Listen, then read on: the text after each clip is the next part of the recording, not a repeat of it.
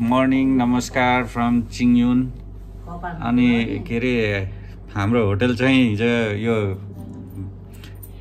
Golden week चलेको हुनाले hotel यहाँ कहीँ पाएको थिएन। अनि बल्ल बल्ल बल्ल बल्ल एकदम ट्राई गरेर पाएको, तर होटल खासै त्यति राम्रो चाहिँ पाइएन। अब सुताइ चाहिँ त्यस्तै त्यस्तै भयो।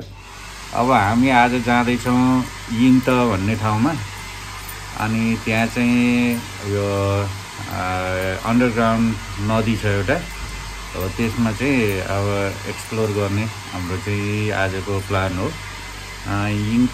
यिङत यहाँबाट चाहिँ लगभग 90 किलोमिटर जति टाढा पर्छ, 1.5 घन्टाको बाटो रहेछ। त्यसको लागि चाहिँ हामीले 5 सिटर एउटा क्याब चाहिँ बुक गरेका छौँ। अनि त्यो क्याब अहिले 9 बजे आउँदैछ। त्योभन्दा पहिला अब हामी गएर खाजासाजा खाएर रेडी हुँदैछौँ। धन्यवाद। यो चाहिँ दोङ्गु लु भनेर भन्छ यतातिरको यो बाटोको नाम, बाटो भनेर चिन्नेलाई बाटोलाई लु भन्छ। अनि नाम चाहिँ दोङ्गु रहेछ। अनि सियानमेङ लु उतातिर रहेछ, सियाङ लु यतातिर रहेछ। यो बाटोको नाम हो। चीनको साना साना सहरहरू चाहिँ त्यसरी विकास भएको छ।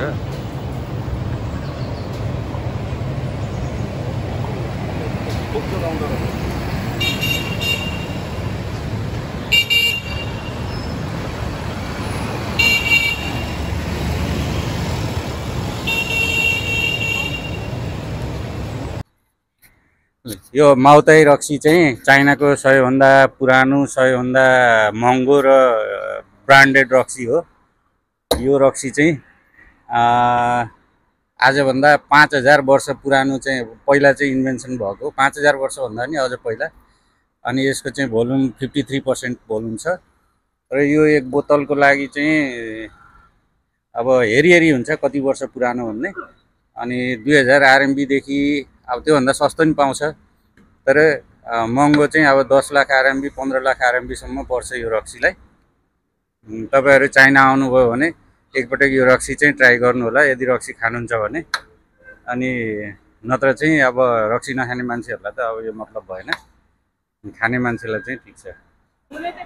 ल हामी चाहिँ यिङते जानको लागि रिजर्भ गरेको हाम्रो गाडी आइपुग्यो। अब चाहिँ हामी यहाँबाट यिङते जाँदैछौँ। हाम्रो ड्राइभर चाहिँ उहाँ लेडिज हुनुहुन्छ।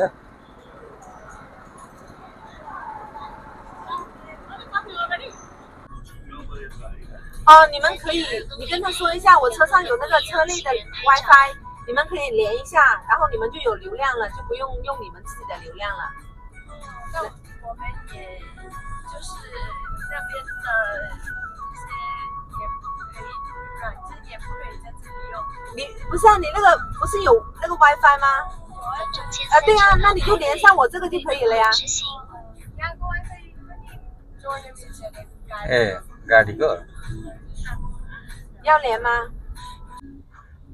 ？सानो सिटीहरुमा यस्तै त्यो सटरहरु धेरै हुने गाडीपट्टि ठ्याक्क। यतातिर त निट एन्ड क्लिन रहेछ नि त। उता हामी पुरानो ओल्ड सिटी हो कि त्यो चाहिँ। दर्शकवृन्द, यति बेला हामी ग्वाङदोङ प्रान्तको चिङयुन काउन्टीको यिङत भन्ने ठाउँमा गइरहेका छौँ। हामी हिँडिरहेको बाटो चीनको तेस्रो स्तरको राजमार्ग हो। चीनमा 4 स्तरका राजमार्ग हुन्छन्। चौथो स्तरको राजमार्ग गाउँदेखि सहर जोड्ने हुन्छ, जहाँ पैसा तिर्नु पर्दैन। तेस्रो स्तरको राजमार्ग साना सहरदेखि ठुला सहर जोड्ने हुन्छन्, त्यसमा पनि पैसा तिर्नु पर्दैन।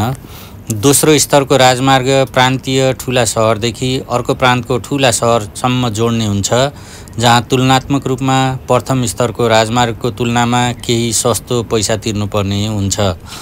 प्रथम स्तरको राजमार्गलाई एक्सप्रेस वे पनि भनिन्छ।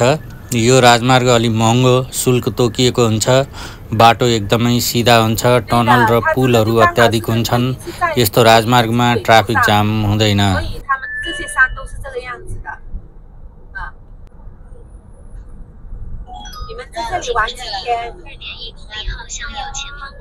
हामी त यिङत नजिक आउनु लागिसकेका छौँ। 那明天打算去哪里玩？ अब चाहिँ पहाडहरू यस्तो सुरु भयो। 想去这个 यो हामी गुइलिन त गइसकेका थियौँ धेरै पहिला, 4 साल। तर यो पहाडले साह्रै मोहनी लगायो। अनि त्यसपछि चाहिँ फेरि 玻璃栈道。 यो क्वान्तोङ प्रान्तमै यो पहाड देखिने भएको हुनाले गुइलिनको यो 不漂流。 क्वाङसी प्रान्तको चाहिँ नि बोर्डरमा यस्तो पहाडहरू छ भनेपछि हामी यतैतिर आएको। 玻璃栈道你不用考虑。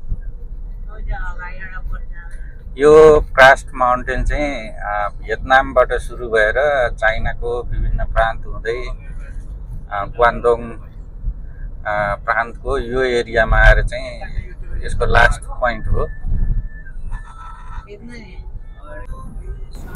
यति बेला हामी यिङतह गाउँको अब बजारभित्र प्रवेश गरिसकेका छौँ। सम्भवतः यिङतह गाउँको बजार यही होला। बाटोमा जे जस्तो देखिनेछ देखाउने प्रयास गर्नेछु। यहाँबाट 500 किलोमिटर टाढा। हजुर।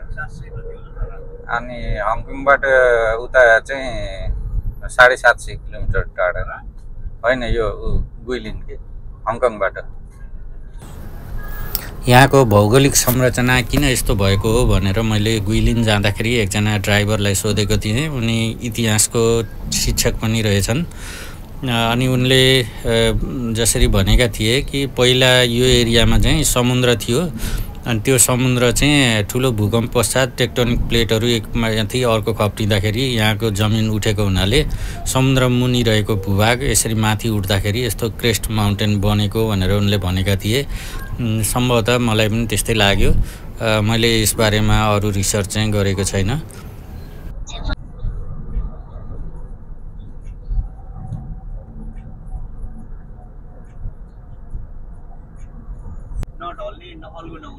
हजुर, यो हाइब्रिड धान होला यो चाहिँ।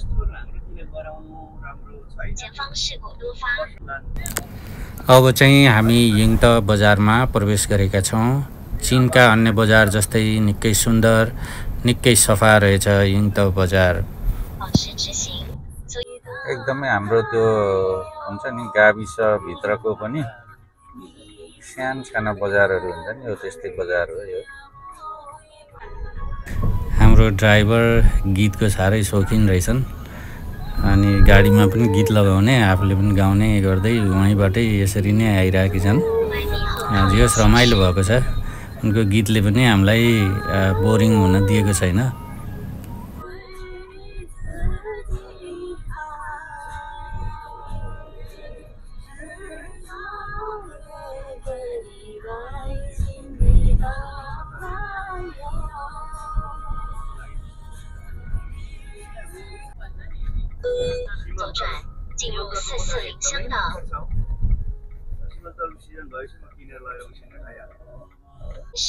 ग्रामीण चीन चाहिँ यस्तो किसिमको घरहरू छ।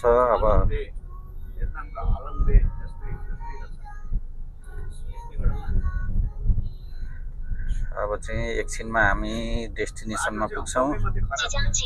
हाम्रो डेस्टिनेसन भनेको कस्तो छ भने अन्डरग्राउन्ड रिभर छ।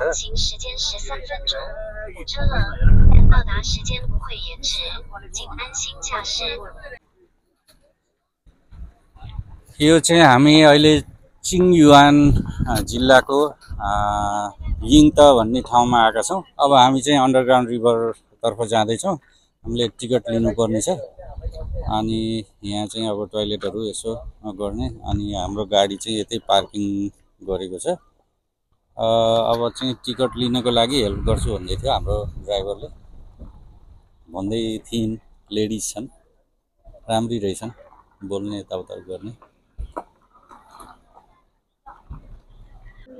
Cowboy from the Mexico and USA. Argentina cowboy होला नेपाली काउबॉय हो।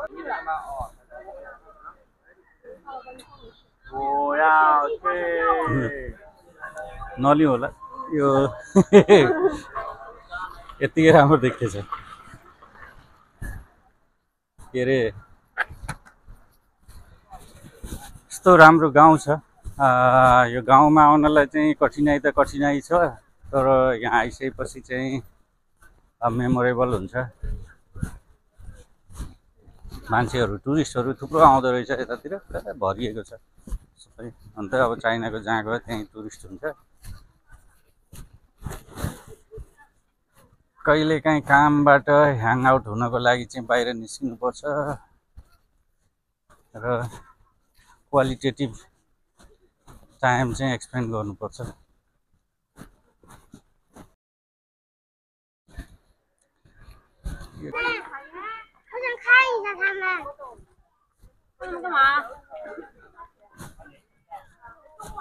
यो ठाउँमा खास गरी केरा खेती चाहिँ बेसरी देखियो, तर धेरै किसिमको छ। अब धान पनि लगाएको छ, केरा खेती पनि छ, उखु खेती पनि अलिअलि देखिन्छ। अब ठाउँ धेरै छैन, अनि जति छ त्यति नै लगाइरहेका छन्। यो टुरिस्ट एरिया रहेछ सबै, यस्तो राम्रो छ।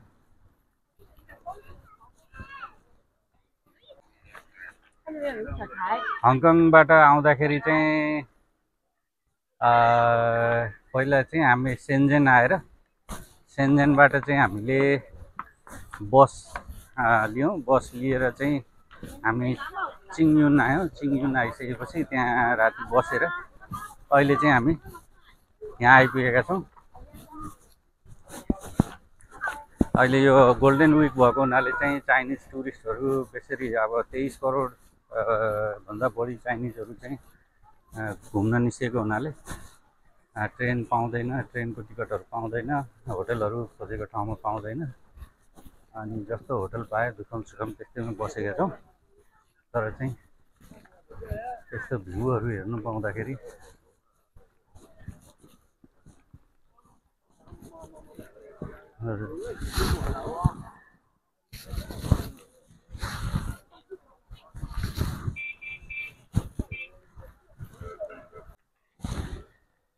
यताको पहाडमा सबै यो बाँसको खेती गरिँदो रहेछ, सबै बाँस छ।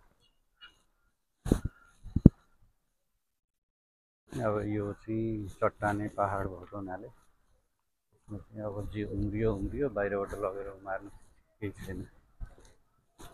त्यहाँ माथि चाहिँ यसरी ग्लासको बनाएको प्लेटफर्म बनाएको रहेछ। हजुर, ग्लासको प्लेटफर्म चाहिँ ब्रिज चाहिँ छैन, प्लेटफर्म रहेछ। त्यो ब्रिजै हो कुनै माथि।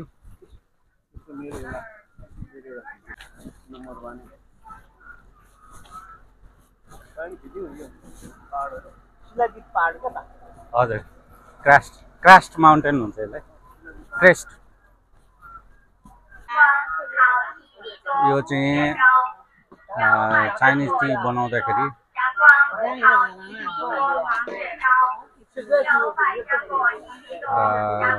चाइनिज लेमन टी अनि प्यासन फ्रुट मिक्सवाला बनाउनु लागेको।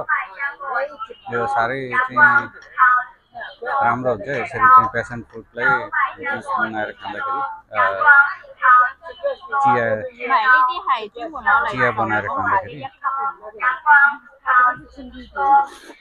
आइस हाल्यो।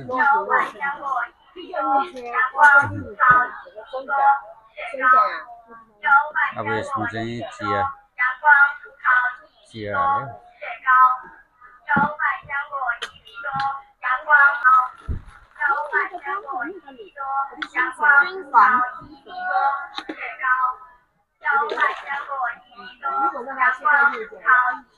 वन गिलास चाहिँ पुरा भयो। यो लोकल बजार छ। यहाँ चाहिँ विभिन्न किसिमका यस्तो सुकाएकोदेखिबाट लिएर यो यस्तो जडीबुटीहरू थुप्रो किसिमको छ।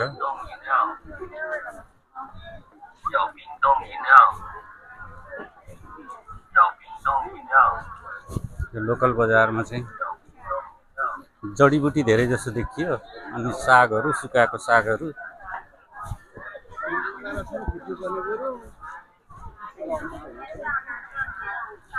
माथि स्केलेटर छ, त्यहाँ माथि प्लेटफर्मसम्म पुग्नको लागि।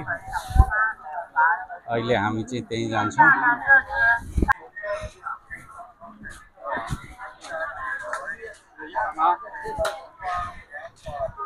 यो लोकल बजार।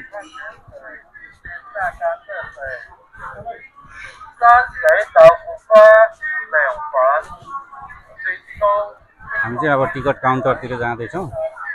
त्यहाँ चाहिँ गएर अब कति लिन्छ टिकट चाहिँ टिकट लिगरी त्यस पछाडि चाहिँ हाम्रो दुईवटा हुन्छ। एउटा चाहिँ जमिन मुनिको एक्टिभिटी, एउटा चाहिँ हाइट माथिको एक्टिभिटी। यो चाहिँ मेन इन्ट्रेन्स भयो। भित्र जानुको लागि सम्भवतः दुईवटा अलग अलग टिकट काट्नुपर्छ। हामी त्यो माथि जानुको लागि त्यति माथि हाइटमा छ। त्यस पछाडि फेरि हामी यो नदीभित्र जानुको लागि, त्यो जमिन मुनिको नदीमा जानुको लागि फेरि अर्को टिकट काट्नुपर्छ होला सम्भवतः। हेरौँ त्यहाँभित्र गएपछि कतिको टिकट रहेछ अनि कति टाइम लाग्ने रहेछ त्यो चिजहरू चाहिँ म भन्दैछु। यो कुनै स्वर्गभन्दा कम छैन यो ठाउँ।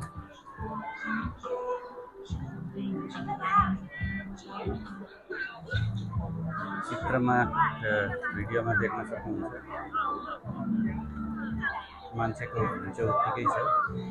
अझ यो गोल्डन विक परेर त न होटल पाउँछ न चाहिँ ट्रान्सपोर्टेसन टुलहरू पाउँछ।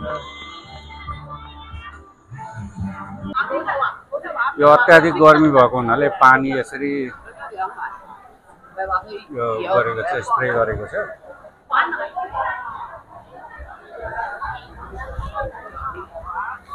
अहिले हामी जाने भनेको यो हाइटमा हो। अति गर्मी भएर चाहिँ नि एउटा यो जुस खाएको।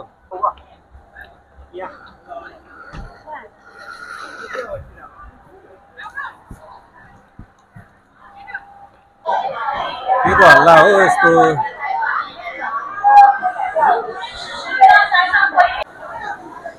अब चाहिँ के लाइफ ज्याकेट लगाएर चाहिँ रेडी भइसक्यो।